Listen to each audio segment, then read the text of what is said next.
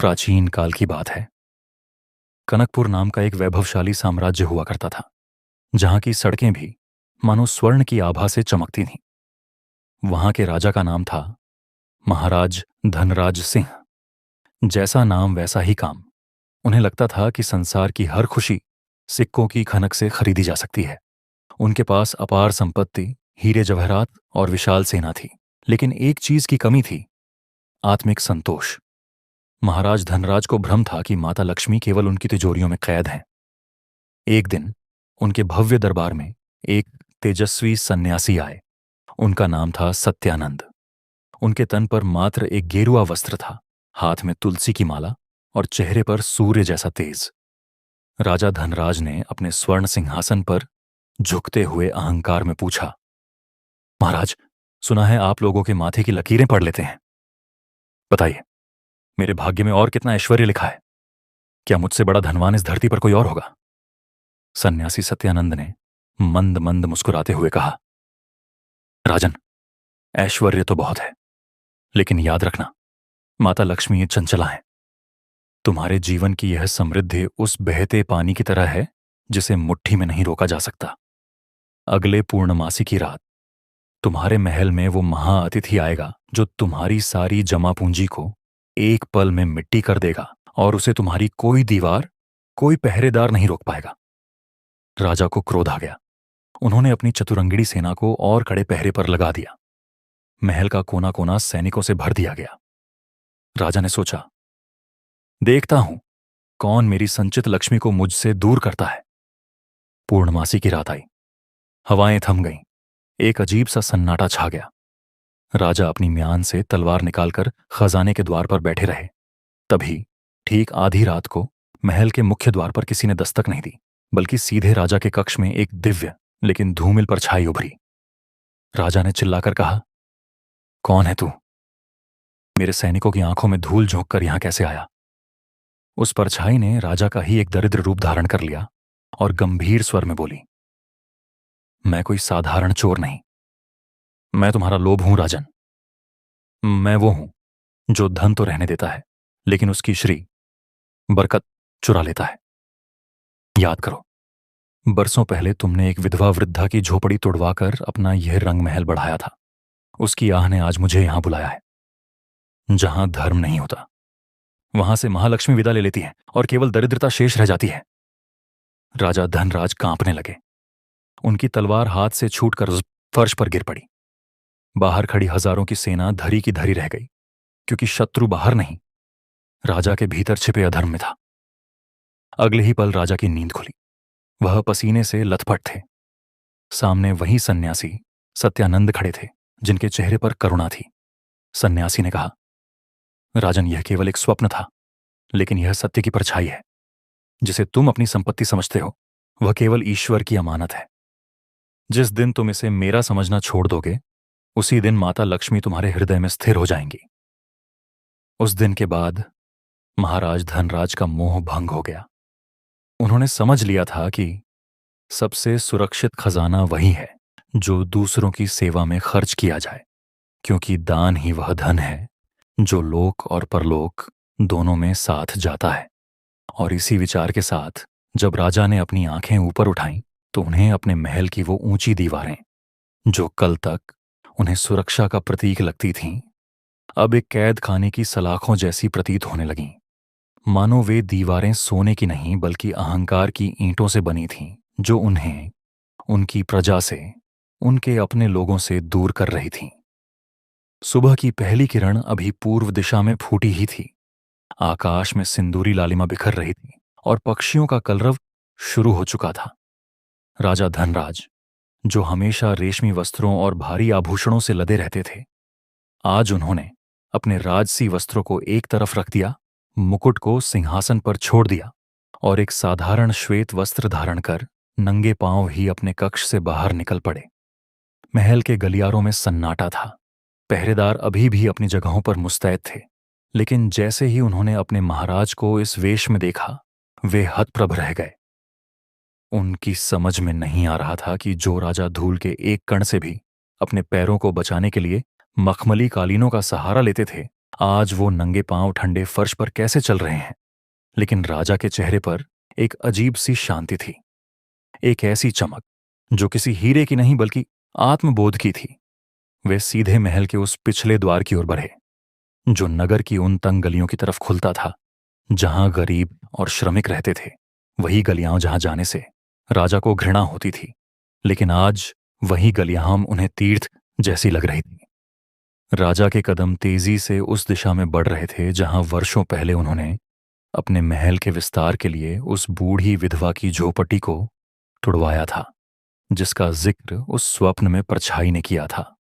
चलते चलते राजा के पैरों में कंकड़ चुभ रहे थे, लेकिन मन की पीड़ा के आगे यह शारीरिक पीड़ा कुछ भी नहीं थी। वे सोच रहे थे कि हे नारायण, मैंने कितना बड़ा अनर्थ किया। मैं स्वयं को स्वामी समझ बैठा, जबकि मैं तो केवल एक संरक्षक था। माता लक्ष्मी तो जगत जननी है, वे किसी एक की दासी कैसे हो सकती हैं? वे तो वहीं बसती हैं जहां करुणा बहती है। इसी उधेड़बुन में राजा उस स्थान पर पहुंचे जहां कभी वो झोपड़ी थी। अब वहां एक बंजर जमीन का टुकड़ा था, और पास ही एक पुराने बरगद के पेड़ के नीचे एक जीर्ण शीर्ण फूस की छाप में वो वृद्धा बैठी थी।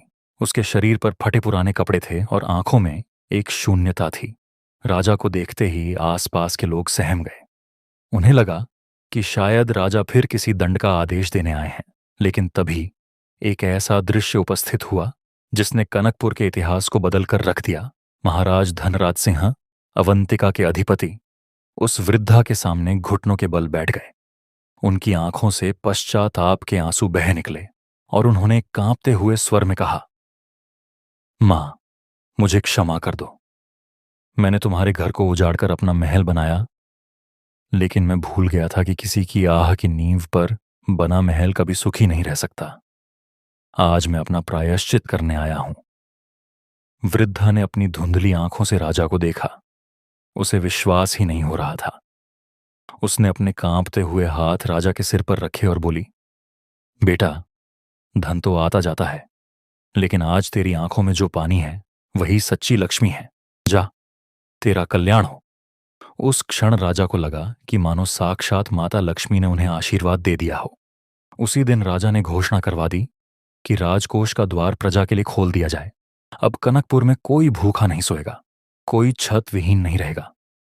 सन्यासी सत्यानंद, जो दूर खड़े यह सब देख रहे थे, उनके चेहरे पर एक संतुष्ट मुस्कान थी। वे राजा के पास आए और बोले, राजन, आज तुमने लक्ष्मी को नहीं बल्कि महालक्ष्मी को पा लिया है। जानते हो इन दोनों में क्या अंतर है? राजा ने हाथ जोड़कर विनती की, गुरुदेव, मैं अज्ञानी हूं, मुझे ज्ञान का प्रकाश दें। मुझे माता के उस स्वरूप की कथा सुनाई जो धन से परे है, जो मोक्षदायिनी है। तब सन्यासी सत्यानंद राजा को लेकर शिप्रा नदी के तट पर गए, जहां कल कल बहती नदी का स्वर एक दिव्य संगीत उत्पन्न कर रहा था। दोनों एक विशाल शिला पर बैठ गए और फिर सन्यासी ने अपनी गंभीर और रसपूर्ण वाणी में कथा आरंभ की। हे राजन, ध्यान से सुनो। यह कथा केवल माता लक्ष्मी की नहीं, बल्कि सृष्टि के संतुलन की है। बहुत समय पहले की बात है। सतयुग के भी प्रारंभ का काल था, जब न तो सूर्य का इतना ताप था और न ही चंद्रमा की इतनी शीतलता। चारों ओर एक ही शिला केवल क्षीर सागर का विस्तार था, और उस सागर के मध्य में शेषनाग की शैया पर जगत के पालनहार भगवान श्री हरिविष्णु योग निद्रा में लीन थे। उस समय माता लक्ष्मी उनके चरणों की सेवा में नहीं थी, बल्कि वे तो स्वयं सागर की गहराइयों में अपने सुप्त स्वरूप में विद्यमान थी, प्रतीक्षा कर रही थी उस क्षण की जब ब्रह्मांड को उनकी आवश्यकता होगी। उस समय देवताओं के राजा इंद्र अपने ऐश्वर्य के मद में चूर थे, ठीक वैसे ही जैसे कुछ समय पूर्व तुम थे राजन। एक बार महर्षि दुर्वासा, जो स्वयं भगवान शिव के रुद्र रूप के अंश माने जाते हैं, वे वैकुंठ से लौट रहे थे। उनके हाथ में भगवान विष्णु की प्रसादी माला थी, जो अद्भुत सुगंध और दिव्य पुष्पों से बनी थी। मार्ग में उनकी भेंट देवराज इंद्र से हुई, जो अपने हाथी ऐरावत पर सवार होकर विहार कर रहे थे। महर्षि दुर्वासा ने सम्मानपूर्वक वह माला इंद्र को भेंट की, यह सोचकर कि यह श्री हरि का प्रसाद है, इंद्र इसे अपने मस्तक पर धारण करेंगे। लेकिन ऐश्वर्य के नशे में अंधे हो चुके इंद्र ने उस माला का महत्व नहीं समझा। उन्होंने उसे उपेक्षा से लिया और अपने हाथ ही ऐरावत के मस्तक पर डाल दिया। ऐरावत, जो एक पशु ही तो था, उसे उस माला की तीव्र सुगंध सहन नहीं हुई और उसने अपनी सूंड से उस माला को खींचकर जमीन पर फेंक दिया और अपने पैरों तले कुचल दिया। यह दृश्य देखकर महर्षि दुर्वासा का क्रोध प्रलय की अग्नि की भांति धधक उठा। उन्होंने इंद्र को श्राप देते हुए कहा, हे मूर्ख इंद्र, जिस श्री लक्ष्मी के अहंकार में तूने भगवान के प्रसाद का अपमान किया है, वही श्री आज तेरे तीनों लोकों से विलुप्त हो जाएगी। तू श्रीहीन हो जाएगा। और देखते ही देखते राजन, तीनों लोकों में हाहाकार मच गया। स्वर्ग की आभा धूमिल हो गई, कल्प वृक्ष मुरझा गए, कामधेनु का दूध सूख गया, देवताओं का तेज क्षीण होने लगा, यहां तक कि पृथ्वी पर भी अन्न उगना बंद हो गया। नदियां हाव सूखने लगीं, यज्ञ और हवन की अग्नि बुझ गई, क्योंकि जहां श्री नहीं होती वहां न तो धर्म टिकता है और न ही जीवन। दैत्यों ने इस अवसर का लाभ उठाया और स्वर्ग पर आक्रमण कर दिया। देवता, जो अब शक्तिहीन हो चुके थे, अपनी जान बचाकर ब्रह्मा जी की शरण में गए और वहां से वे सभी भगवान विष्णु के पास क्षीर सागर पहुंचे। भगवान विष्णु, जो त्रिकालदर्शी हैं, सब जानते थे। उन्होंने देवताओं की करुण पुकार सुनी और अपनी युग निद्रा तोड़ी। उनकी आंखें खुलीं तो मानो करोड़ों सूर्य एक साथ उदित हो गए हों। उन्होंने देवताओं को देखा जो दीनहीन अवस्था में खड़े थे। भगवान विष्णु ने गंभीर वाणी में कहा, देवगण, यह तुम्हारे ही कर्मों का फल है। लक्ष्मी का अपमान स्वयं जीवन का अपमान है। अब उन्हें पुनः प्राप्त करने का केवल एक ही मार्ग है, समुद्र मंथन। तुम्हें क्षीर सागर को मथना होगा, कठोर परिश्रम करना होगा, तब जाकर महालक्ष्मी पुनः प्रकट होंगी। लेकिन यह कार्य तुम अकेले नहीं कर सकते, तुम्हें दैत्यों की सहायता लेनी होगी। यह सुनकर देवता संकोच में पड़ गए, लेकिन संकट इतना बड़ा था कि उन्हें अपने शत्रुओं से भी संधि करनी पड़ी। और इस प्रकार राजन, आरंभ हुआ इतिहास का सबसे विशाल और अद्भुत कार्य, समुद्र मंथन। मंदराचल पर्वत को मथनी बनाया गया और नागराज वासुकी को नेति, रस्सी। एक ओर देवता खड़े हुए और दूसरी ओर दैत्य। वासुकी नाग के मुख की ओर दैत्य थे और पूंछ की ओर देवता। जब मंथन शुरू हुआ तो समुद्र में भयंकर गर्जना होने लगी। लहरें आकाश को छूने लगीं, लेकिन मंथन के आरंभ में न तो अमृत निकला और न ही लक्ष्मी। सबसे पहले निकला हलाहल विष। वह विष इतना भयंकर था कि उसकी एक बूंद भी समस्त सृष्टि को भस्म करने के लिए पर्याप्त थी। उसकी ज्वाला से देवता और दैत्य दोनों जलने लगे। कोई भी उस विष को ग्रहण करने का साहस न कर सका। तब सभी ने महादेव शिव का स्मरण किया। त्राहिमाम महादेव, त्राहिमाम की पुकार गूंज उठी और तब करुणा के सागर भोलेनाथ वहां प्रकट हुए। उन्होंने उस हलाहल विष को अपनी हथेली पर रखा और एक ही घूंट में पी गए, लेकिन उसे कंठ से नीचे नहीं उतरने दिया, जिससे उनका कंठ नीला पड़ गया और वे नीलकंठ कहलाए। राजन, इस प्रसंग का अर्थ समझो। लक्ष्मी या सुख पाने से पहले हमें जीवन के विष को, संघर्ष को, कड़वाहट को पीना पड़ता है। बिना संघर्ष के जो धन मिलता है वह विष के समान ही होता है। विष पान के पश्चात जब वातावरण शुद्ध हुआ तब मंथन पुनः आरंभ हुआ और अब समुद्र के गर्भ से रत्नों का निकलना शुरू हुआ। सबसे पहले कामधेनु गाय निकली जो ऋषियों को दी गईं। फिर उच्चैःश्रवा घोड़ा, ऐरावत हाथी, कौस्तुभ मणि और कल्प वृक्ष निकले। लेकिन सबकी आंखें अभी भी उस परम शक्ति की प्रतीक्षा में थीं जिनके बिना यह सब वैभव अधूरा था। और फिर एक शुभ घड़ी आई। क्षीर सागर का जल एकदम शांत हो गया। एक दिव्य कमल नाल धीरे धीरे ऊपर उठी। उस पर एक अद्भुत सौम्य और प्रकाशवान कमल खिला हुआ था और उस कमल के मध्य में विराजमान थीं साक्षात महालक्ष्मी। उनका रूप इतना दिव्य था कि करोड़ों बिजलियां भी उनके सामने फीकी थीं। उन्होंने लाल वस्त्र धारण किए थे जो सक्रियता और ऊर्जा का प्रतीक थे। उनके 4 हाथ थे जो धर्म, अर्थ, काम और मोक्ष देने वाले थे। उनके शरीर से निकलने वाली सुगंध से 10 दिशाएं महक उठीं। गंधर्व गान करने लगे, अप्सराएं नृत्य करने लगीं और देवता पुष्प वर्षा करने लगे। लेकिन ध्यान देने योग्य बात यह थी राजन कि माता लक्ष्मी ने प्रकट होते ही किसी की ओर नहीं देखा, न देवताओं की ओर न दैत्यों की ओर। वे चंचला थीं। वे जानती थीं कि यहां उपस्थित हर कोई उन्हें भोग की वस्तु समझकर पाना चाहता है। दैत्य चाहते थे कि लक्ष्मी उन्हें मिले ताकि वे शक्तिशाली हो जाएं। देवता चाहते थे कि लक्ष्मी उन्हें मिले ताकि उनका खोया स्वर्ग मिल जाए। सबका उद्देश्य स्वार्थ था। केवल एक सत्ता वहां ऐसी थी जो निस्पृह थी, शांत थी और अपनी ही धुन में मग्न थी। वह थे भगवान विष्णु। उन्होंने लक्ष्मी को पाने के लिए कोई उत्सुकता नहीं दिखाई। वे तो बस मुस्कुरा रहे थे। माता लक्ष्मी ने चारों ओर दृष्टि घुमाई। उन्होंने देखा कि कोई तपस्वी है तो क्रोधी है, जैसे दुर्वासा। कोई ज्ञानी है तो अभिमानी है, कोई वीर है तो कामी है। उन्हें कोई ऐसा पात्र नहीं दिखा जो गुणों में पूर्ण हो और जिसे उनकी आवश्यकता न हो। अंत में उनकी दृष्टि भगवान विष्णु पर टिकी, जो सागर की लहरों पर शांत लेटे थे। लक्ष्मी जी ने सोचा, यही वो पुरुष हैं जो मुझे पाकर भी अहंकार नहीं करेंगे और खोकर भी विचलित नहीं होंगे, जो मेरा स्वामी नहीं, मेरा संरक्षक बनेगा। और इसी भाव के साथ माता लक्ष्मी ने अपने हाथों में थमी हुई वैजयंती माला भगवान विष्णु के गले में डाल दी और उनके वाम अंग में विराजमान हो गईं।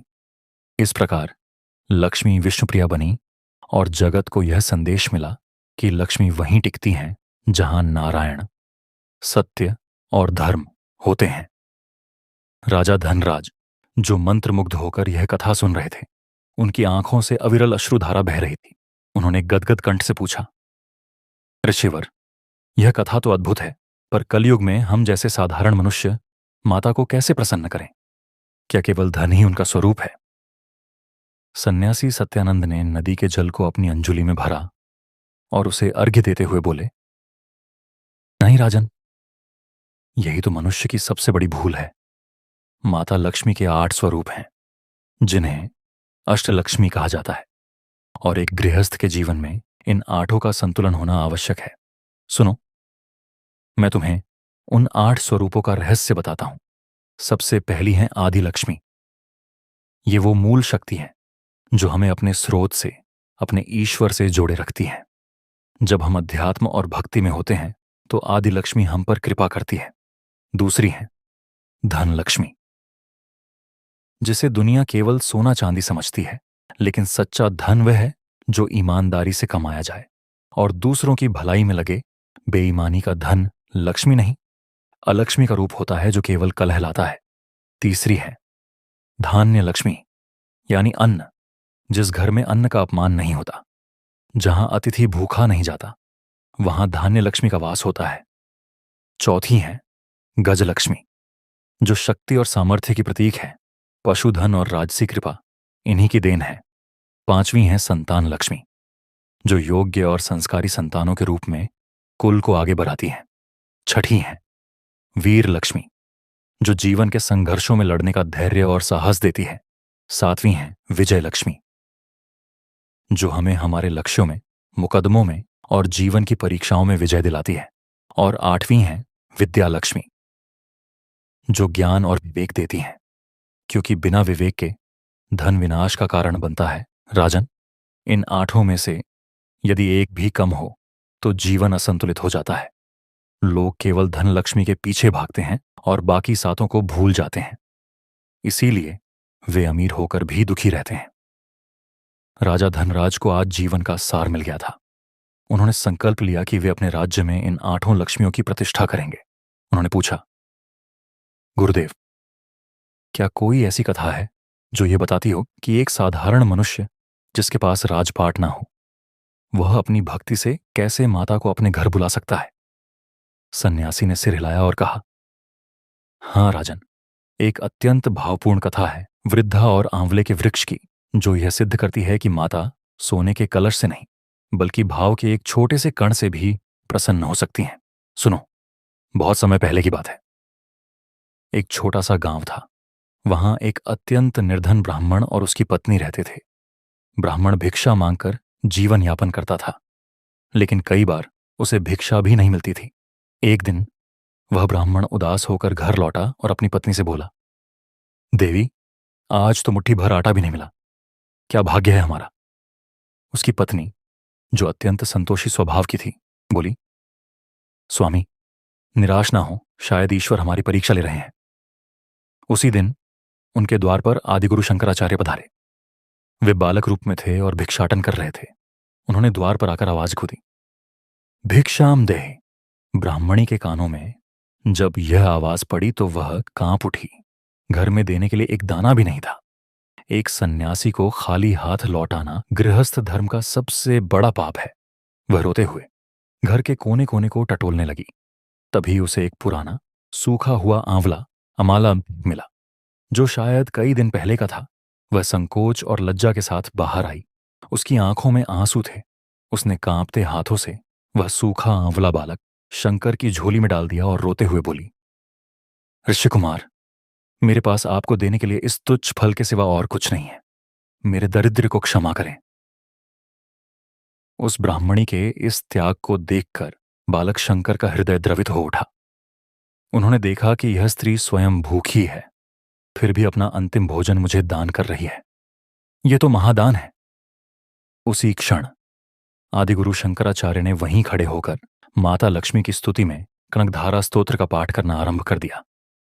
अंगम हरेह पुलक भूषण माश्रयंती।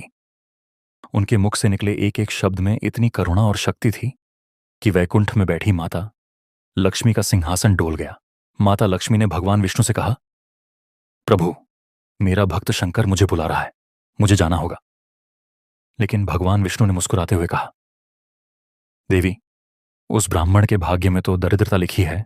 उसने पूर्व जन्म में कोई दान नहीं किया था।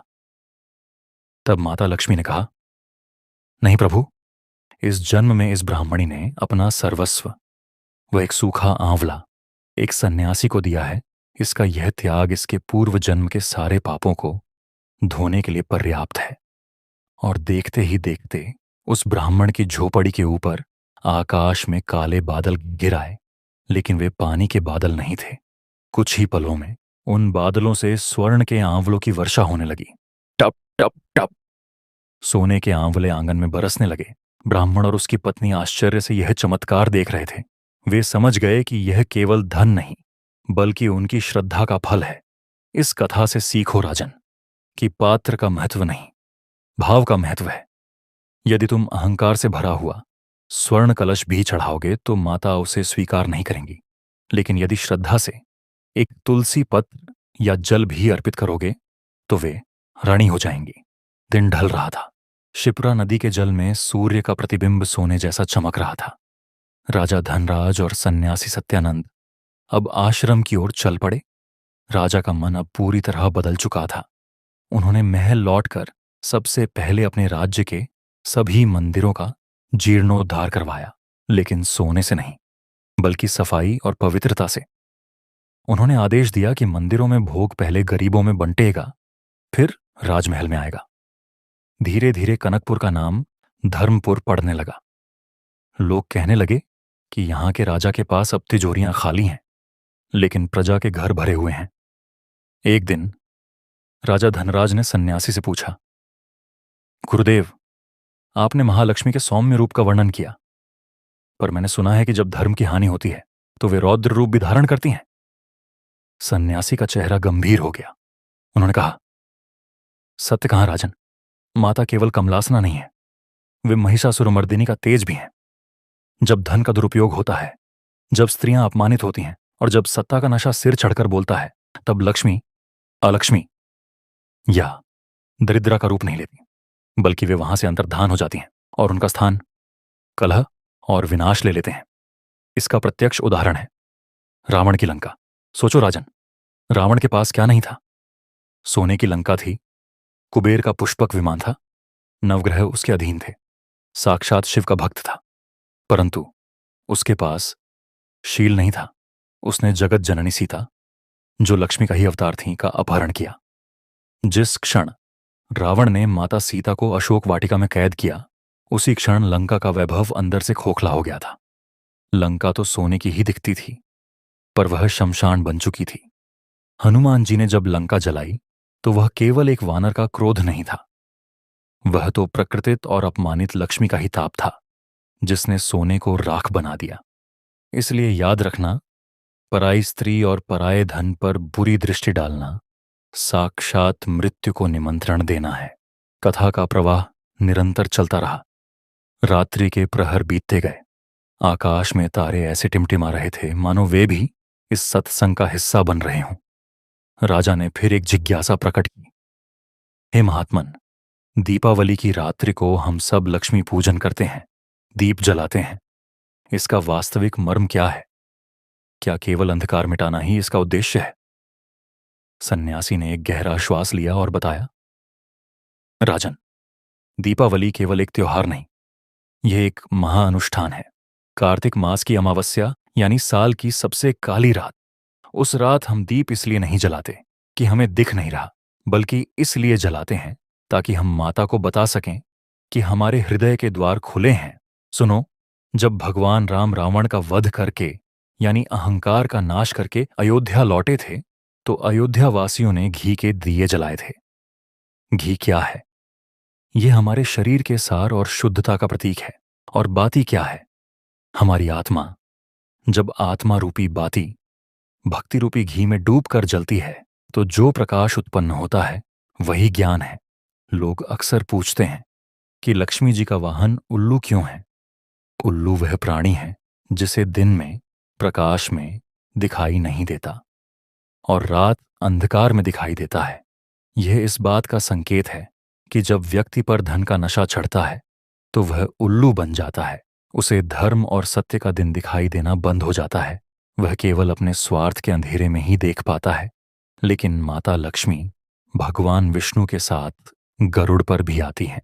जब वे गरुड़ पर आती हैं तो वे मोक्ष और शांति लाती हैं। लेकिन जब हम उन्हें अकेले बिना नारायण के बुलाते हैं तो वे उल्लू पर बैठकर आती हैं और हमारी बुद्धि हर लेती है। इसलिए समझदार भक्त कभी भी अकेली लक्ष्मी की कामना नहीं करता। वह हमेशा लक्ष्मी नारायण की जोड़ी की पूजा करता है। समय बीतता गया और राजा धनराज अब स्वयं एक कथावाचक जैसे हो गए थे। वे अब राजकाज अपने मंत्रियों और सुयोग्य पुत्रों को सौंपकर अधिक समय सत्संग और जनसेवा में बिताने लगे थे। एक बार राज्य में भीषण अकाल पड़ा। वर्षा नहीं हुई, खेत सूख गए, अन्न के भंडार खाली होने लगे। पड़ोसी राज्यों के राजाओं ने अपने अन्न के गोदाम बंद कर लिए और ऊंचे दामों पर अनाज बेचने लगे। कनकपुर की प्रजा घबरा गई। वे राजमहल के द्वार पर आए। महाराज, रक्षा करें, हमारे बच्चे भूख से बिलख रहे हैं। राजा धनराज ने आकाश की ओर देखा, जहां बादलों का नामो निशान नहीं था। उन्होंने उस रात एकांत में माता लक्ष्मी और भगवान विष्णु का ध्यान किया। वे पूरी रात अन्न जल त्याग कर बैठे रहे। भोर होते ही उन्हें एक अंतर्ज्ञान हुआ। उन्होंने अपने मंत्रियों को बुलाया और कहा, खजाना खोल दो। पड़ोसी राज्यों से जितना भी अनाज मिल सके, चाहे जो भी कीमत हो, खरीद लो और उसे प्रजा में मुफ्त बांट दो। मंत्री ने संकोच करते हुए कहा, महाराज, यदि हमने ऐसा किया तो राजकोष खाली हो जाएगा, भविष्य के लिए कुछ नहीं बचेगा, और यदि शत्रु ने आक्रमण कर दिया तो? राजा ने निर्भीकता से कहा, मंत्रीवर, यदि प्रजा ही नहीं रहेगी तो राजकोष किसके लिए? और रहा सवाल शत्रु का, तो जिस राजा का कवच उसकी प्रजा का आशीर्वाद हो, उसका कोई बाल भी बांका नहीं कर सकता। आज मेरी परीक्षा है। आज मुझे सिद्ध करना है कि मैं उस स्वप्न वाले राजा से कितना बदल चुका हूं। राजा के आदेश का पालन हुआ। कनकपुर का सारा धन अनाज खरीदने में लगा दिया गया। दिन रात लंगर चलने लगे। राजा स्वयं अपने हाथों से भोजन परोसते। उनकी पत्नी महारानी भी साधारण वस्त्रों में रसोइये में सेवा करती। यह देखकर प्रजा की आंखों में आंसू आ गए। वे कहने लगे, हमारे राजा तो साक्षात भगवान हैं। और राजन, चमत्कार देखो, धन तो खत्म हो गया, लेकिन उसी दिन शाम को कनकपुर के आकाश में घने काले बादल उमड़ आए। जो बादल पूरे आर्यावर्त में कहीं नहीं बरसे, वे कनकपुर की सीमा में टूट कर बरसे। इतनी वर्षा हुई कि सूखी धरती तृप्त हो गई। मुरझाए हुए खेत फिर से लहा उठे। यह प्रकृति का नियम है। जहां त्याग होता है वहां प्रकृति भी नतमस्तक हो जाती है। यह वर्षा जल नहीं, मानो माता लक्ष्मी का द्रवित हृदय था, जो अपने पुत्रों के कष्ट को देख न सका। इस घटना के बाद कनकपुर की कीर्ति और भी फैल गई। दूर दूर से लोग उस धर्मराज्य को देखने आने लगे। राजा धनराज अब वृद्ध हो चले थे। उनके बाल श्वेत हो गए थे, लेकिन चेहरे का तेज और भी बढ़ गया था। जीवन के अंतिम पड़ाव में वे पुनः उसी सन्यासी सत्यानंद के पास गए, जो अब भी उसी कुटिया में रहते थे। राजा ने कहा, गुरुदेव, मैंने जीवन भर प्रयास किया कि मैं श्री को समझ सकूं। अब मुझे लगता है कि मेरा समय निकट है। मुझे अंतिम उपदेश दें। सन्यासी ने राजा का हाथ थामकर कहा, राजन, तुम सफल हुए। तुमने धन को साधन बनाया, साध्य नहीं। अब एक अंतिम सत्य सुनो, जिसे वैराग्य लक्ष्मी कहते हैं। अंत समय में व्यक्ति का सबसे बड़ा धन उसका स्मरण होता है। जीवन भर तुमने क्या कमाया, यह बैंक के खातों में नहीं, बल्कि इस बात में गिना जाएगा कि अंतिम समय में तुम्हारे मुख पर किसका नाम है और तुम्हारे मन में कितनी आसक्ति बची है। जैसे कमल पानी में रहकर भी पानी से अछूता रहता है, वैसे ही आत्मा संसार में रहकर भी संसार से मुक्त होनी चाहिए। यही लक्ष्मी की अंतिम शिक्षा है, निर्विकार होना। राजा ने गुरु के चरणों में सिर रखा और कुछ दिनों पश्चात एक पवित्र एकादशी की तिथि को राजा धनराज ने अपने नश्वर शरीर का त्याग किया। उस समय उनके मुख पर एक दिव्य मुस्कान थी और पूरे नगर में चंदन की सुगंध फैल गई थी। कहते हैं कि साक्षात पुष्पक विमान उन्हें लेने आया था, क्योंकि उन्होंने धरती को ही बैकुंठ बना दिया था। तो श्रोताओं, ये गाथा केवल राजा धनराज की नहीं, यह हम सब की कहानी है। हम सब अपने अपने जीवन में उस स्वप्न से पहले वाले राजा हैं, जो धन, पद और प्रतिष्ठा के पीछे भाग रहे हैं। हमें भी उस अघोरी बाबा या सन्यासी रूपी गुरु की आवश्यकता है, जो हमें झकझोर सके। माता लक्ष्मी की कृपा पानी है तो अपने घर के द्वार खोलने से पहले अपने मन के द्वार खोलो। जिस घर में स्त्री का सम्मान होता है, जहां वृद्धों की सेवा होती है, जहां वाणी में मधुरता होती है और जहां कमाया हुआ धन केवल अपने लिए नहीं बल्कि समाज के लिए भी खर्च होता है, लक्ष्मी जी वहां बिना बुलाए ही चली आती हैं। और याद रखें, लक्ष्मी जी के पैरों के निशान घर के अंदर की तरफ आने चाहिए, लेकिन हमारे कर्म ऐसे हों कि वे निशान कभी बाहर की तरफ जाते हुए न दिखें। बोलो लक्ष्मी नारायण भगवान की जय। कथा अभी विश्राम नहीं लेगी, क्योंकि माता की महिमा अनंत है। अब हम प्रवेश करेंगे उस कालखंड में जब माता लक्ष्मी ने भृगु आशी के घर जन्म लिया, जिसे भार्गवी कहा जाता है। यह कथा और भी रोचक है क्योंकि इसमें परीक्षा स्वयं भगवान विष्णु की हुई थी। प्राचीन ऋषियों और मुनियों ने भी इस रहस्य को जानने के लिए बड़े बड़े यज्ञ किए। और एक बार की बात है, सरस्वती नदी के तट पर ऋषियों का एक विशाल सम्मेलन हो रहा था। चर्चा का विषय यह था कि त्रिदेवों में, अर्थात ब्रह्मा, विष्णु और महेश में सबसे अधिक सहनशील, सात्विक और श्रेष्ठ कौन है। इस प्रश्न का उत्तर खोजने का भार सौंपा गया महर्षि भृगु को, जो स्वयं ब्रह्मा जी के मानस पुत्र थे और जिनके तेज के सामने सूर्य भी मध्यम पड़ जाता था। ऋषि भृगु ने दायित्व स्वीकार किया और परीक्षा लेने के लिए निकल पड़े। सबसे पहले वे अपने पिता ब्रह्मा जी के पास ब्रह्मलोक गए। वहां ब्रह्मा जी अपनी सभा में बैठे थे। भृगु ने वहां जाकर न तो उन्हें प्रणाम किया और न ही उनकी स्तुति की, बस चुपचाप खड़े रहे। ब्रह्मा जी को यह देखकर क्रोध आ गया कि उनका पुत्र होकर भी भृगु ने मर्यादा का पालन नहीं किया। उनका चेहरा क्रोध से लाल हो गया, लेकिन उन्होंने जैसे तैसे स्वयं को नियंत्रित किया। भृगु समझ गए कि यहां रजोगुण की प्रधानता है, यहां मान सम्मान की भूख है।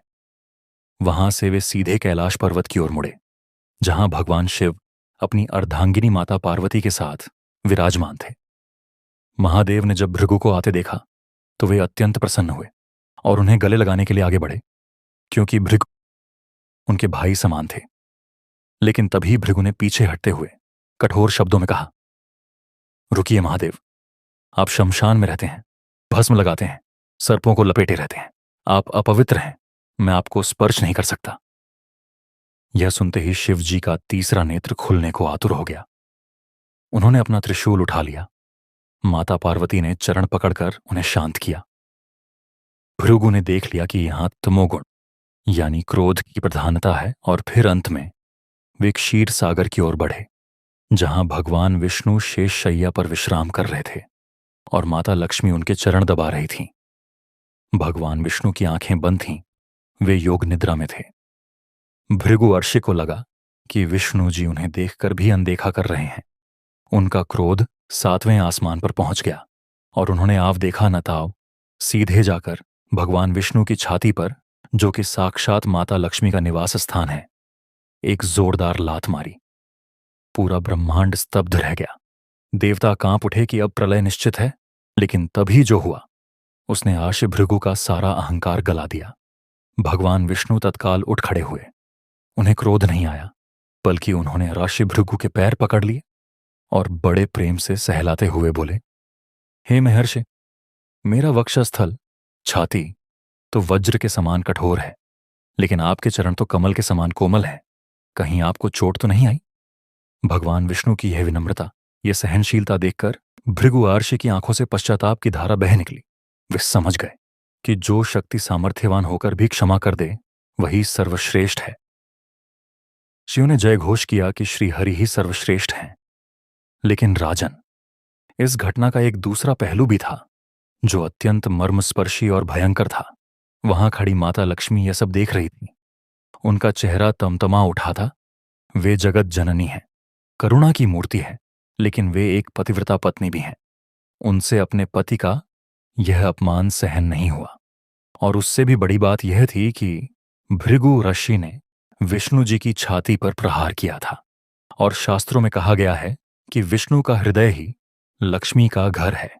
श्रीवत्स, माता लक्ष्मी ने क्रोधित होकर विष्णु जी से कहा, प्रभु, आपने यह क्या किया? एक साधारण मनुष्य ने आपके ऊपर प्रहार किया और आपने उसे दंड देने के बजाय उसके चरण दबाए। यह केवल आपका अपमान नहीं है, यह मेरा अपमान है, क्योंकि मैं आपके हृदय में वास करती हूं। जिस घर में, जिस स्थान पर लात मारी जाए, वहां लक्ष्मी एक क्षण भी नहीं रुक सकती। भगवान विष्णु ने उन्हें समझाने का प्रयास किया कि भृगु एक ब्राह्मण है और ब्राह्मण का क्रोध भी आशीर्वाद होता है, लेकिन माता का स्वाभिमान जाग चुका था। उन्होंने कहा, नहीं, जहां अनादर है वहां मैं नहीं रह सकती। आज मैं वैकुंठ का त्याग करती हूं।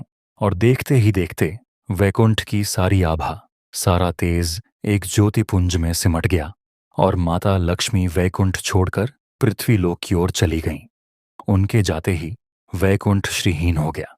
भगवान विष्णु मौन रह गए, क्योंकि वे जानते थे कि लीला अब एक नया मोड़ ले रही है। माता लक्ष्मी पृथ्वी पर आईं और उन्होंने कोल्हापुर, जो आज महाराष्ट्र में है, को अपनी तपस्थली बनाया। वहां वे कठोर तपस्या करने लगीं। केवल वायु का भक्षण करके उन्होंने हजारों वर्षों तक तप किया, ताकि वे अपने क्रोध को शांत कर सकें और धर्म की पुनर्स्थापना कर सकें। उधर वैकुंठ में भगवान विष्णु का मन माता लक्ष्मी के बिना नहीं लगा। वे अपनी अर्धांगिनी के विरह में व्याकुल हो उठे। भगवान ने सोचा कि यदि लक्ष्मी पृथ्वी पर हैं, तो मुझे भी पृथ्वी पर जाना होगा।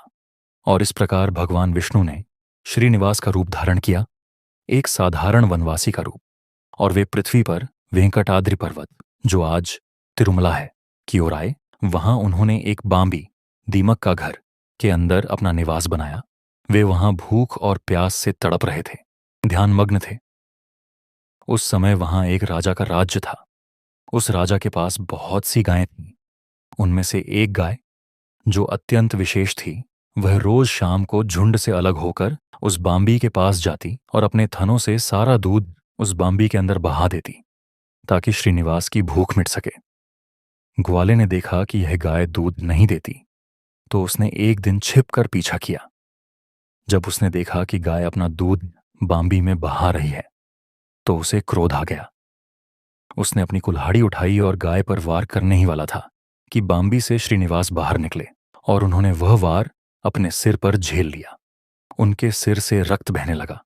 गाय बच गई, लेकिन भगवान घायल हो गए। घायल अवस्था में श्रीनिवास वहां से आगे बढ़े और उन्हें बकुला देवी मिली। बकुला देवी कोई और नहीं, बल्कि द्वापर युग की माता यशोदा थीं। कृष्ण अवतार में यशोदा मैया कृष्ण के विवाह को नहीं देख पाई थीं। उनकी वह इच्छा अधूरी थी जिसे पूरा करने के लिए वे इस जन्म में बकुला देवी बनी थीं।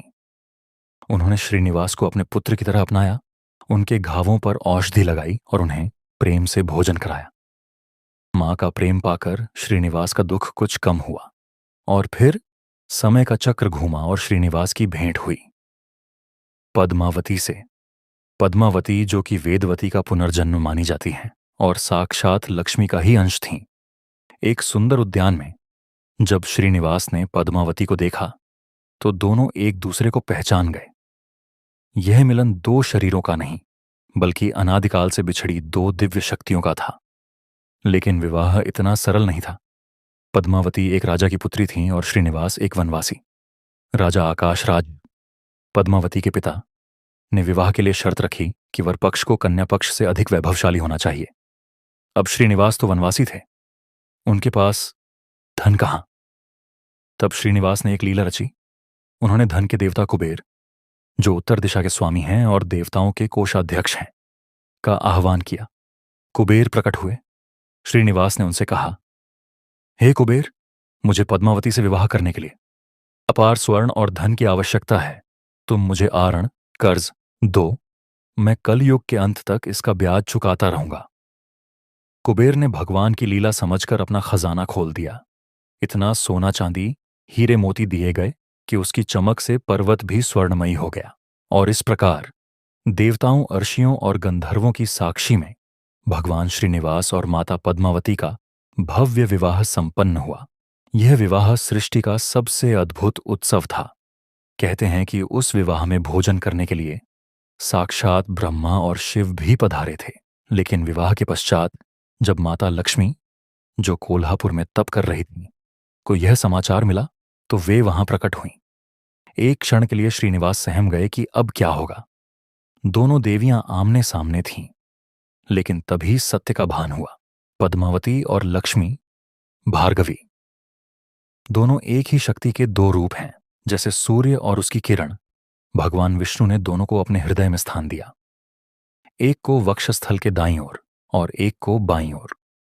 हे राजन, इसी कारण आज भी तिरुपति बालाजी के मंदिर में प्रतिदिन करोड़ों रुपए का चढ़ावा आता है। भक्त अपनी श्रद्धा से धन देते हैं ताकि भगवान कुबेर का वह ऋण चुक सके। ये कथा हमें सिखाती है कि भगवान भी प्रेम के लिए आरणी होने को तैयार हो जाते हैं और जहां नारायण होते हैं वहां लक्ष्मी को आना ही पड़ता है, चाहे वह किसी भी रूप में हो। यह कथा केवल पौराणिक नहीं है, यह विश्वास की डोर है जो आज भी लाखों भक्तों को उस पवित्र पर्वत की ओर खींचती है। और अब सुनो माता लक्ष्मी की उस महिमा को जो उन्होंने इंद्र को पुनः वैभव प्रदान करने के लिए दिखाई थी जब स्वर्ग फिर से दरिद्र हो गया था। क्योंकि लक्ष्मी की कृपा को संभालना तलवार की धार पर चलने जैसा है। एक बार फिर अहंकार ने देवताओं को घेर लिया था। एक बार की बात है, राजा बलि, जो प्रहलाद के पौत्र थे, उन्होंने अपनी शक्ति और तपस्या से तीनों लोकों पर अधिकार कर लिया था। वे एक महान दानी थे, लेकिन उनमें यह अहंकार आ गया था कि मैं देने वाला हूं। स्वर्ग से इंद्र और देवता भागकर जंगलों में छिप गए थे। माता लक्ष्मी अब राजा बलि के यहां निवास कर रही थीं, क्योंकि बलि के राज्य में सत्य, दान और धर्म का पालन हो रहा था। देवता फिर से विष्णु जी के पास गए। भगवान विष्णु ने वामन अवतार लिया, एक छोटे से बटुक ब्राह्मण का रूप, हाथ में छाता और कमंडल। वे राजा बलि के यज्ञ में पहुंचे। बलि ने कहा, मांगो ब्राह्मण देव, क्या चाहिए? गाय, गांव, सोना या हाथी? वामन देव मुस्कुराए और बोले, राजन, मुझे केवल 3 पग भूमि चाहिए। बलि हंस पड़े, बस 3 पग? अरे कुछ और मांग लो। वामन ने कहा, नहीं राजन, जो 3 पग में संतोष नहीं कर सकता उसे तीनों लोक भी कम पड़ेंगे।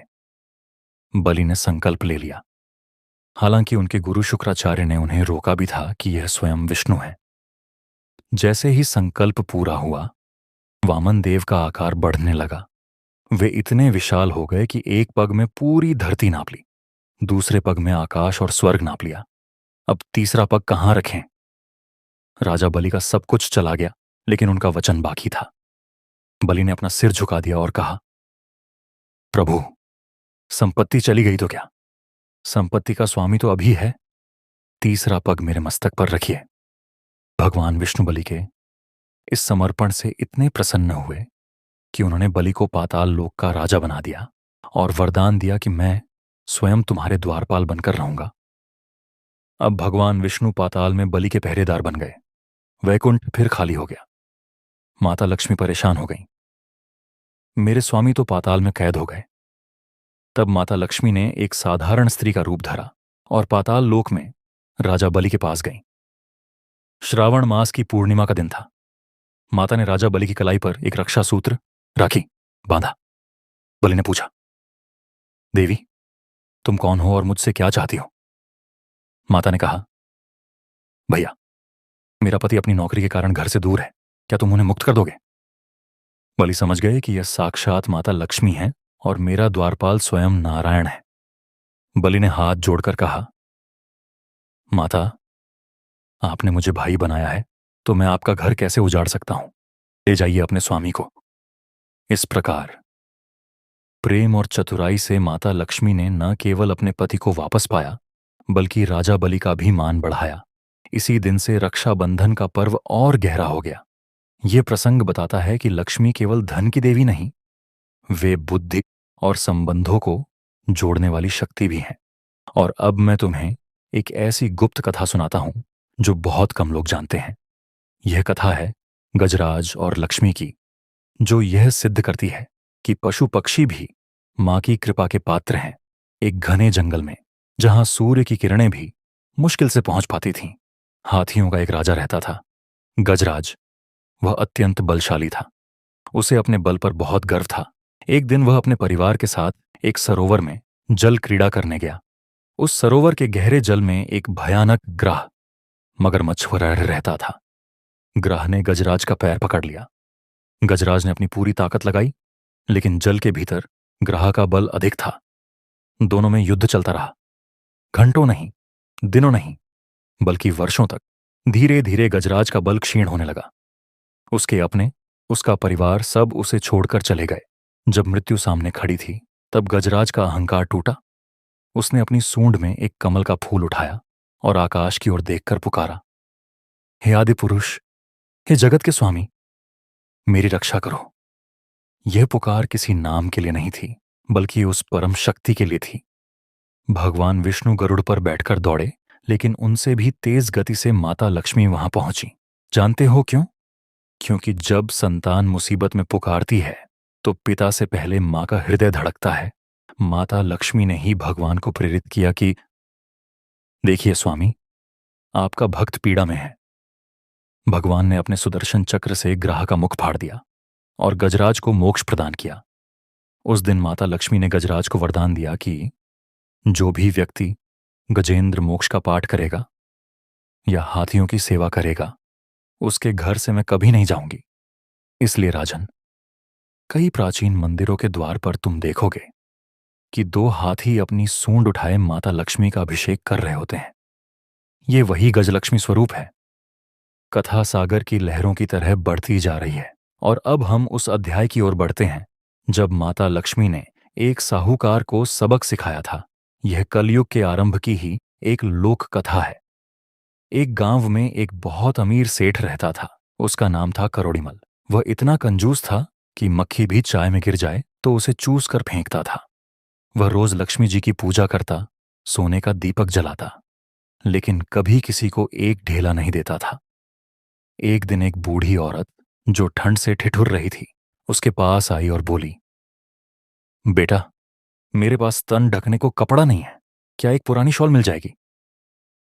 करोड़ीमल ने उसे दुत्कार कर भगा दिया। उसी रात करोड़ीमल ने सपना देखा कि एक दिव्य स्त्री जो लाल साड़ी और गहनों से लदी है, उसके घर के मुख्य द्वार से बाहर जा रही है। सेठ ने सपने में ही उनका रास्ता रोका और पूछा, मां, आप कहां जा रही हैं? मैंने तो आपकी इतनी सेवा की। वह स्त्री, जो स्वयं लक्ष्मी थीं, बोली, मूर्ख, मैं सेवा से नहीं, संवेदना से बनती हूं। तूने उस बूढ़ी मां को नहीं, मुझे ही घर से निकाला था। सेठ की नींद खुली तो उसने देखा कि उसके घर में आग लगी है। उसका सारा गोदाम जलकर खाक हो गया। वह सड़क पर आ गया तब उसे समझ आया कि लक्ष्मी को तिजोरी में ताला लगाकर नहीं रखा जा सकता। वह तो दान के द्वार से ही अंदर आती है और उसी से सुरक्षित रहती है। राजन, यह कथा अनंत है। जैसे आकाश का कोई अंत नहीं, वैसे ही माता की लीला का कोई पार नहीं। पर सबसे बड़ा रहस्य मैं अब तुम्हें बताता हूं। झाड़ू। तुमने देखा होगा कि हर घर में झाड़ू को लक्ष्मी का प्रतीक माना जाता है, उसका आदर किया जाता है, उसे पैर नहीं लगाया जाता। क्यों? क्योंकि झाड़ू गंदगी, दरिद्रता को बाहर निकालती है। यह हमें सिखाती है कि अपने मन के कचरे को, काम, क्रोध, लोभ, मोह, अहंकार, रोज बुहार कर बाहर फेंको, तभी उस साफ मन रूपी आंगन में प्रभु के चरण पड़ेंगे। जो व्यक्ति सुबह उठकर सबसे पहले अपने घर और अपने मन की सफाई करता है, उसे किसी मंत्र की आवश्यकता नहीं, उसका जीवन ही मंत्र बन जाता है। अब देखो, क्षितिज पर नया सवेरा हो रहा है, पक्षी गा रहे हैं, और हमारी कथा भी अब विश्राम की ओर नहीं, बल्कि आचरण की ओर मुड़नी चाहिए। जो कुछ तुमने सुना, यदि उसे जीवन में नहीं उतारा, तो यह केवल मनोरंजन रह जाएगा। राजा धनराज की तरह हमें भी अपने भीतर के अभय सिंह और धनराज को मारकर एक सेवक को जन्म देना होगा। याद रखो, जब हम मैं से हम की ओर बढ़ते हैं, तभी हम श्री के अधिकारी बनते हैं। इस कथा को जो भी सुने, माता महालक्ष्मी उसके भंडार भरे रखें, पर साथ ही उसे सद्बुद्धि का वरदान भी दें। क्योंकि बुद्धिहीन तनु जानिके, सुमिरौं पवन कुमार, बल बुद्धि विद्या देहु मोहि, हरहु क्लेश विकार। जहां बुद्धि शुद्ध होगी, वहीं लक्ष्मी शुद्ध होंगी। बोलो, श्री लक्ष्मी नारायण भगवान की जय, उमापति महादेव की जय, पवन सुत हनुमान की जय। बोलो भाई, सब संतन की जय। और इसी शुद्ध और पवित्रता के क्रम में अब हम कथा के उस अंतिम और सबसे महत्वपूर्ण पड़ाव पर आ पहुंचे हैं, जहां हमें यह समझना होगा कि माता लक्ष्मी अकेली नहीं है। उनकी एक बड़ी बहन भी है, जिनका नाम है दरिद्रा या अलक्ष्मी। और अक्सर अनजाने में हम लक्ष्मी जी के बजाय उनकी इस बहन को अपने घर आमंत्रित कर बैठते हैं। ध्यान से सुनना राजन, और आप सभी श्रोतागण, क्योंकि यह भेद बहुत कम लोग जानते हैं। समुद्र मंथन के समय जब रत्न निकले थे, तो माता लक्ष्मी से पहले अलक्ष्मी निकली थीं। उनका रूप रूखा था, बाल बिखरे हुए थे और स्वभाव कलह प्रिय था। जब वे निकली तो ऋषियों ने पूछा कि तुम कहाँ रहोगी? तो अलक्ष्मी ने कहा, मुझे वो घर पसंद है जहां आपस में झगड़े होते हों, जहां सूर्योदय के बाद तक लोग सोते हों, जहां शाम को दिया न जलता हो, और जहां कड़वे वचन बोले जाते हों। मुझे तीखा और खट्टा भोजन पसंद है। ठीक उनके बाद माता लक्ष्मी निकली और उन्होंने कहा, मुझे वो घर पसंद है जहां प्रेम हो, मिठास हो और मधुर वचन हो। इसीलिए राजन, हमारे समाज में यह परंपरा बनी कि हम घर और दुकान के बाहर नींबू और मिर्च टांगते हैं। जानते हो क्यों? क्योंकि नींबू खट्टा है और मिर्च तीखी है। यह अलक्ष्मी का भोजन है। हम उन्हें दरवाजे के बाहर ही यह भोजन परोस देते हैं, ताकि वे बाहर से ही खाकर संतुष्ट हो जाएं और घर के भीतर प्रवेश न करें। और घर के भीतर हम क्या रखते हैं? गुड़ और मिठाई, ताकि जब माता लक्ष्मी आए तो उन्हें मिठास मिले।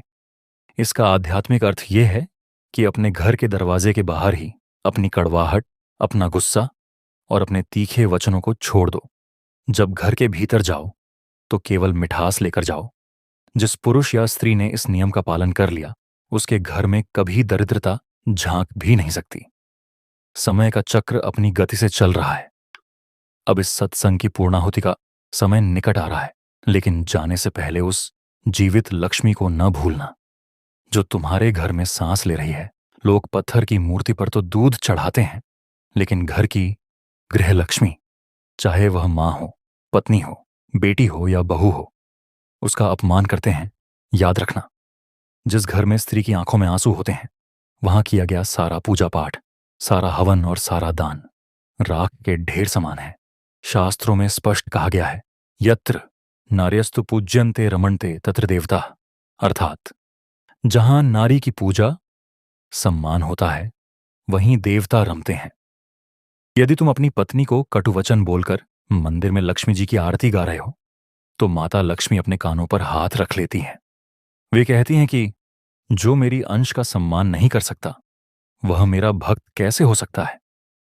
इसलिए असली धन, असली श्री तुम्हारे परिवार का प्रेम और सौहार्द है।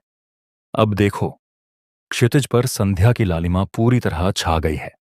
पक्षियों का कोलाहल शांत हो रहा है और मंदिरों से शंख की ध्वनि गूंजने लगी है। यह बेला हमें संकेत दे रही है कि जैसे दिन का अंत विश्राम में होता है, वैसे ही जीवन का अंत ईश्वर के चरणों में होना चाहिए। राजा धनराज की यह कथा, अर्ष भृगु का वो प्रसंग, भगवान श्रीनिवास का वो प्रेम और गजराज का वो समर्पण, यह सब माला के मनकों की तरह है और वह धागा है विश्वास। हे राजन, हे श्रोताओं, इस कथा का सार अपनी झोली में बांध लो। धन कमाने के लिए दौड़ो, खूब परिश्रम करो, क्योंकि कर्म ही पूजा है। लेकिन धन को कभी अपने सिर पर मत बैठने देना। उसे अपने चरणों के नीचे सेवक बनाकर रखना। जब तुम्हारे पास अधिक हो तो उसे दीवार बनाने में नहीं, बल्कि पुल बनाने में खर्च करना, क्योंकि दीवारें लोगों को बांटती हैं और पुल लोगों को जोड़ते हैं।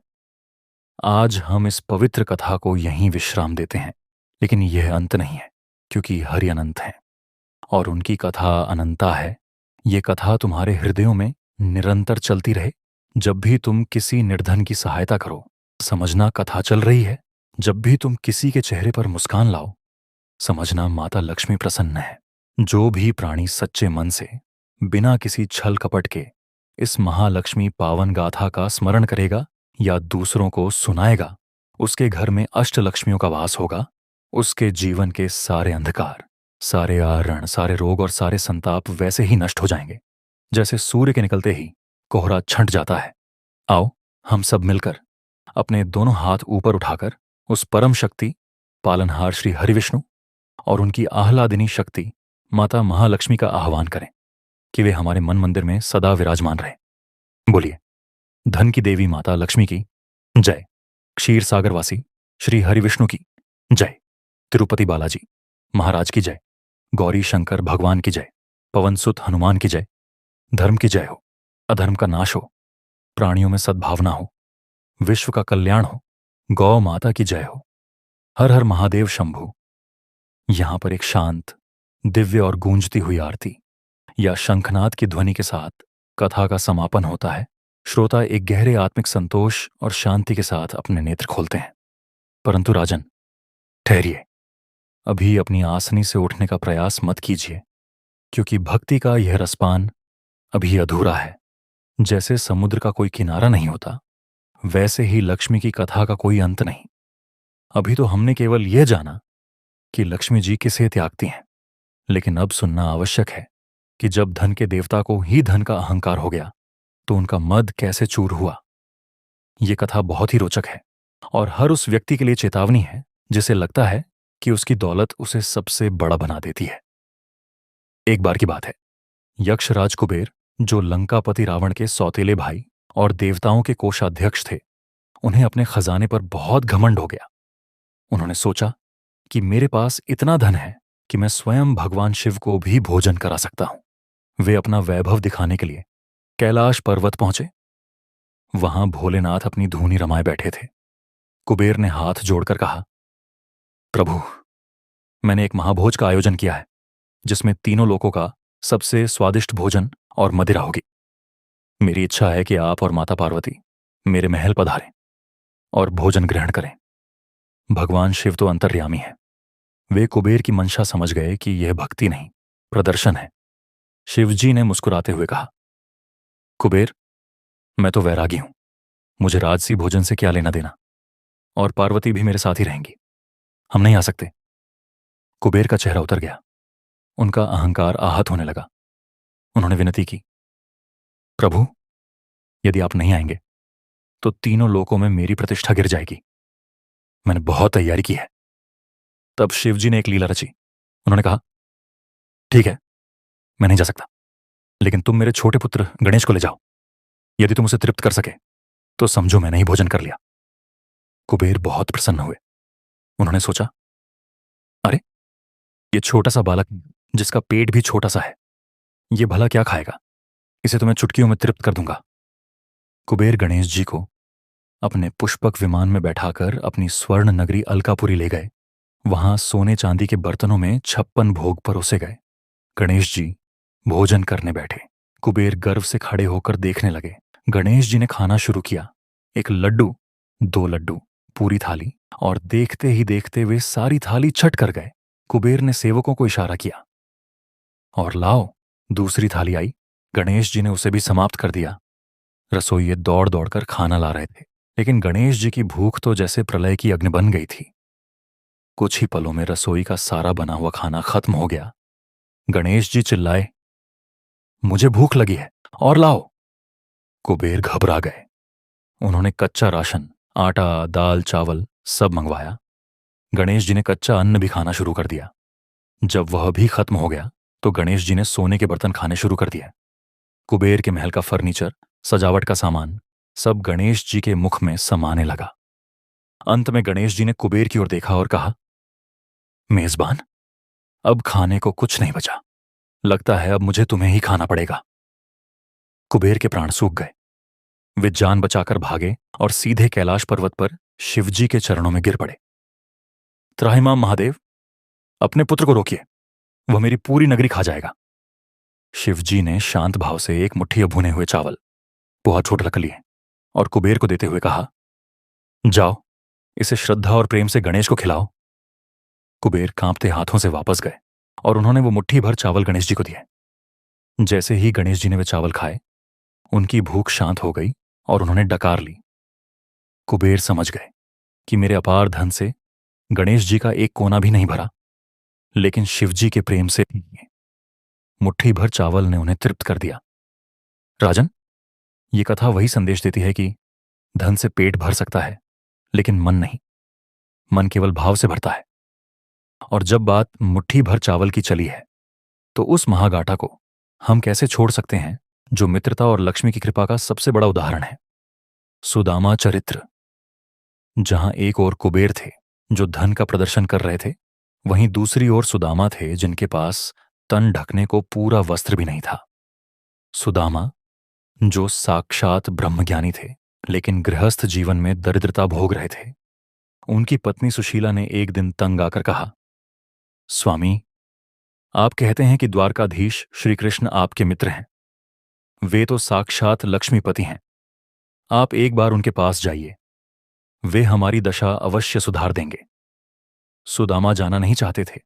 उन्हें संकोच था कि मैं अपने मित्र से धन कैसे मांगूं। मित्रता में तो दिया जाता है, मांगा नहीं जाता।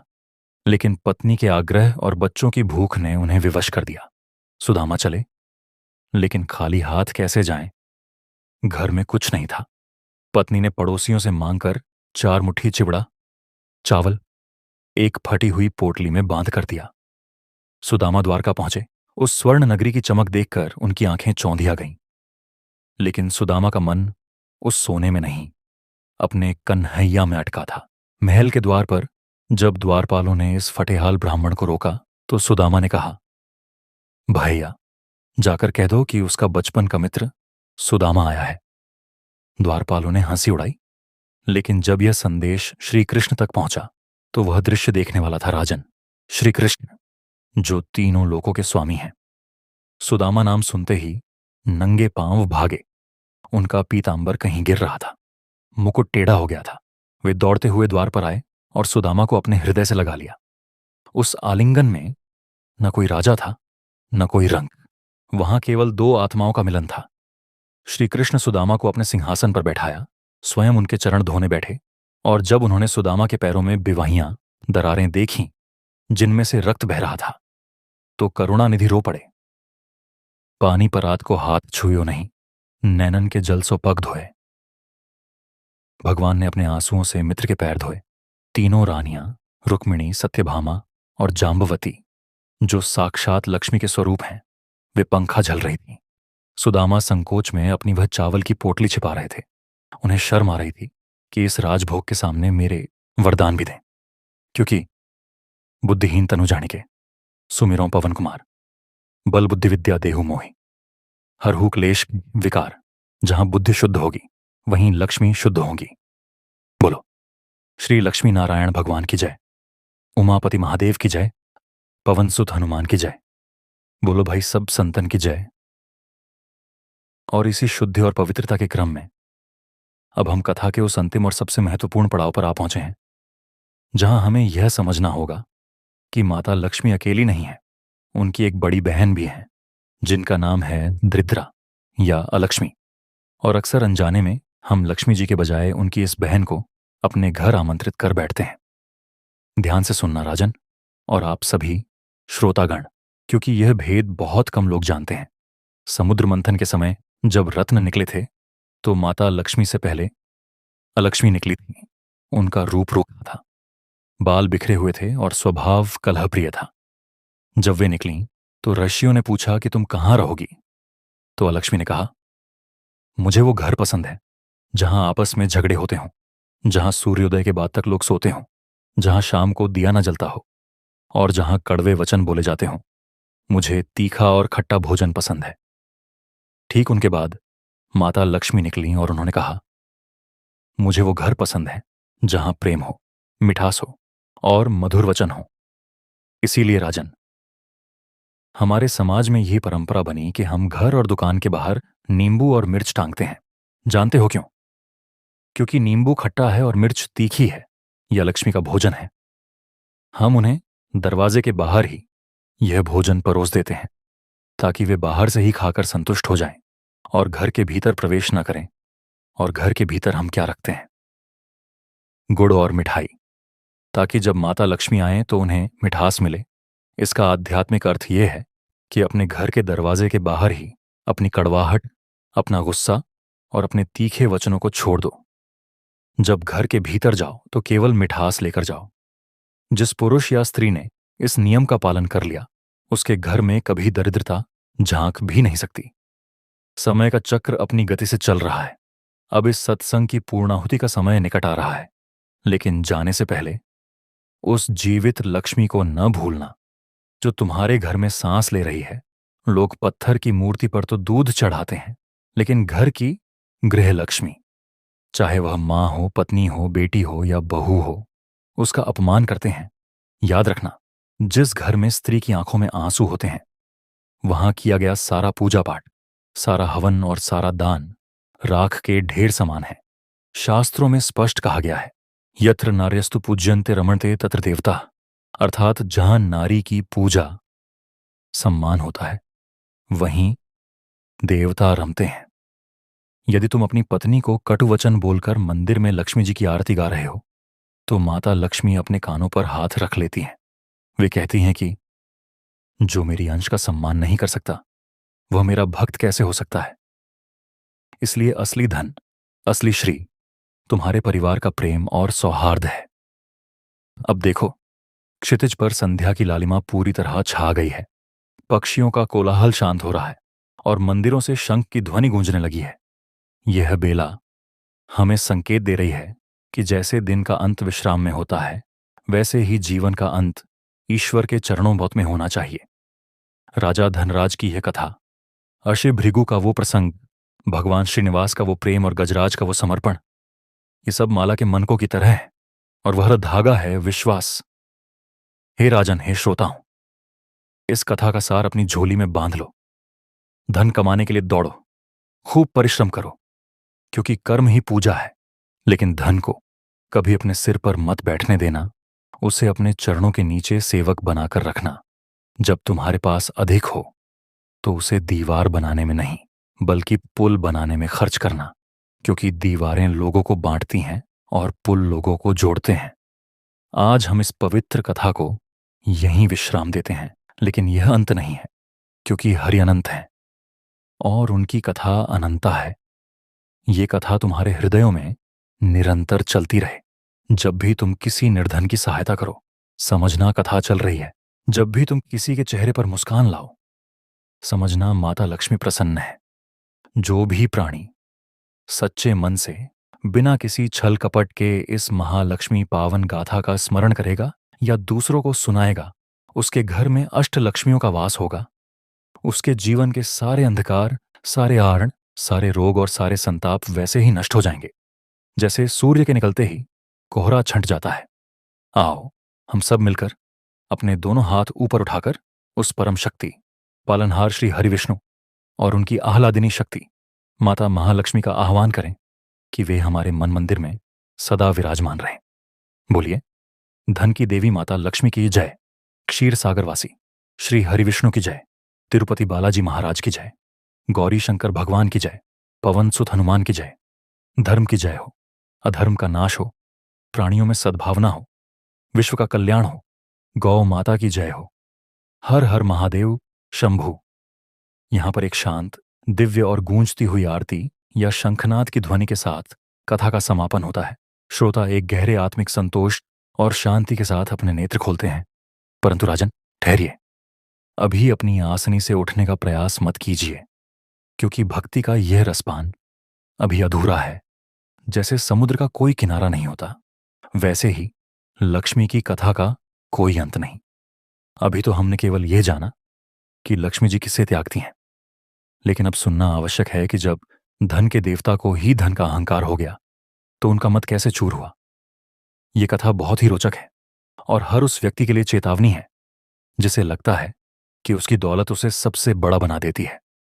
एक बार की बात है, यक्षराज कुबेर, जो लंकापति रावण के सौतेले भाई और देवताओं के कोषाध्यक्ष थे, उन्हें अपने खजाने पर बहुत घमंड हो गया। उन्होंने सोचा कि मेरे पास इतना धन है कि मैं स्वयं भगवान शिव को भी भोजन करा सकता हूं। वे अपना वैभव दिखाने के लिए कैलाश पर्वत पहुंचे। वहां भोलेनाथ अपनी धूनी रमाए बैठे थे। कुबेर ने हाथ जोड़कर कहा, प्रभु, मैंने एक महाभोज का आयोजन किया है जिसमें तीनों लोकों का सबसे स्वादिष्ट भोजन और मदिरा होगी। मेरी इच्छा है कि आप और माता पार्वती मेरे महल पधारें और भोजन ग्रहण करें। भगवान शिव तो अंतर्यामी हैं। वे कुबेर की मंशा समझ गए कि यह भक्ति नहीं, प्रदर्शन है। शिवजी ने मुस्कुराते हुए कहा, कुबेर, मैं तो वैरागी हूं, मुझे राजसी भोजन से क्या लेना देना, और पार्वती भी मेरे साथ ही रहेंगी, हम नहीं आ सकते। कुबेर का चेहरा उतर गया, उनका अहंकार आहत होने लगा। उन्होंने विनती की, प्रभु, यदि आप नहीं आएंगे तो तीनों लोकों में मेरी प्रतिष्ठा गिर जाएगी। मैंने बहुत तैयारी की है। तब शिवजी ने एक लीला रची। उन्होंने कहा, ठीक है, मैं नहीं जा सकता, लेकिन तुम मेरे छोटे पुत्र गणेश को ले जाओ। यदि तुम उसे तृप्त कर सके तो समझो मैंने ही भोजन कर लिया। कुबेर बहुत प्रसन्न हुए। उन्होंने सोचा, अरे, यह छोटा सा बालक जिसका पेट भी छोटा सा है, यह भला क्या खाएगा? इसे तो मैं चुटकियों में तृप्त कर दूंगा। कुबेर गणेश जी को अपने पुष्पक विमान में बैठाकर अपनी स्वर्ण नगरी अलकापुरी ले गए। वहां सोने चांदी के बर्तनों में 56 भोग परोसे गए। गणेश जी भोजन करने बैठे। कुबेर गर्व से खड़े होकर देखने लगे। गणेश जी ने खाना शुरू किया। 1 लड्डू, 2 लड्डू, पूरी थाली, और देखते ही देखते वे सारी थाली छट कर गए। कुबेर ने सेवकों को इशारा किया, और लाओ। दूसरी थाली आई। गणेश जी ने उसे भी समाप्त कर दिया। रसोइये दौड़ दौड़कर खाना ला रहे थे, लेकिन गणेश जी की भूख तो जैसे प्रलय की अग्नि बन गई थी। कुछ ही पलों में रसोई का सारा बना हुआ खाना खत्म हो गया। गणेश जी चिल्लाए, मुझे भूख लगी है, और लाओ। कुबेर घबरा गए। उन्होंने कच्चा राशन, आटा, दाल, चावल सब मंगवाया। गणेश जी ने कच्चा अन्न भी खाना शुरू कर दिया। जब वह भी खत्म हो गया तो गणेश जी ने सोने के बर्तन खाने शुरू कर दिए। कुबेर के महल का फर्नीचर, सजावट का सामान सब गणेश जी के मुख में समाने लगा।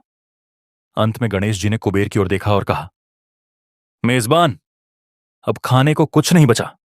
लगता है अब मुझे तुम्हें ही खाना पड़ेगा। कुबेर के प्राण सूख गए। वे जान बचाकर भागे और सीधे कैलाश पर्वत पर शिवजी के चरणों में गिर पड़े। त्राहिमाम महादेव, अपने पुत्र को रोकिए, वह मेरी पूरी नगरी खा जाएगा। शिवजी ने शांत भाव से एक मुट्ठी भुने हुए चावल, पोहा नील लिए और कुबेर को देते हुए कहा, जाओ, इसे श्रद्धा और प्रेम से गणेश को खिलाओ। कुबेर कांपते हाथों से वापस गए और उन्होंने वो मुट्ठी भर चावल गणेश जी को दिखिए। जैसे ही गणेश जी ने वे चावल खाए, उनकी भूख शांत हो गई और उन्होंने डकार ली। कुबेर समझ गए कि मेरे अपार धन से गणेश जी का एक कोना भी नहीं भरा, लेकिन शिवजी के प्रेम से दे मुट्ठी भर चावल ने उन्हें तृप्त कर दिया। राजन, यह कथा वही संदेश देती है कि धन से पेट भर सकता है, लेकिन मन नहीं। मन केवल भाव से भरता है।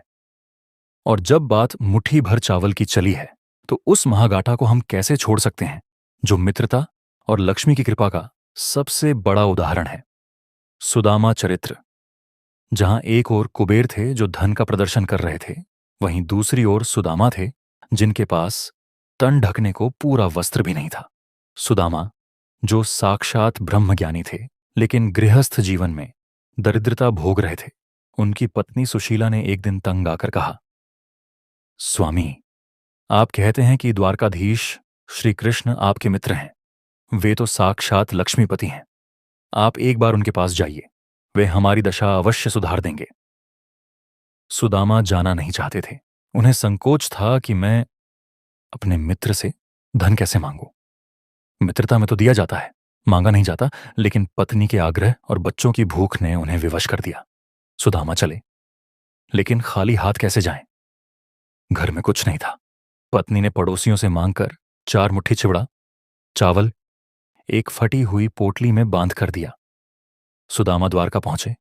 उस स्वर्ण नगरी की चमक देखकर उनकी आंखें चौंधिया गईं, लेकिन सुदामा का मन उस सोने में नहीं, अपने कन्हैया में अटका था।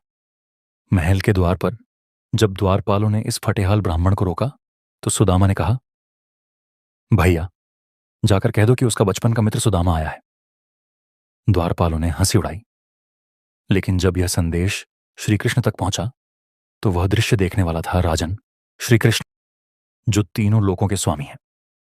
सुदामा नाम सुनते ही नंगे पांव भागे। उनका पीतांबर कहीं गिर रहा था, मुकुट टेढ़ा हो गया था। वे दौड़ते हुए द्वार पर आए और सुदामा को अपने हृदय से लगा लिया। उस आलिंगन में न कोई राजा था, न कोई रंग। वहां केवल 2 आत्माओं का मिलन था। श्री कृष्ण सुदामा को अपने सिंहासन पर बैठाया, स्वयं उनके चरण धोने बैठे, और जब उन्होंने सुदामा के पैरों में बिवाइयां, दरारें देखीं जिनमें से रक्त बह रहा था, तो करुणानिधि रो पड़े। पानी पर रात को हाथ छूयो नहीं, नैनन के जल सो पग धोए। भगवान ने अपने आंसुओं से मित्र के पैर धोए।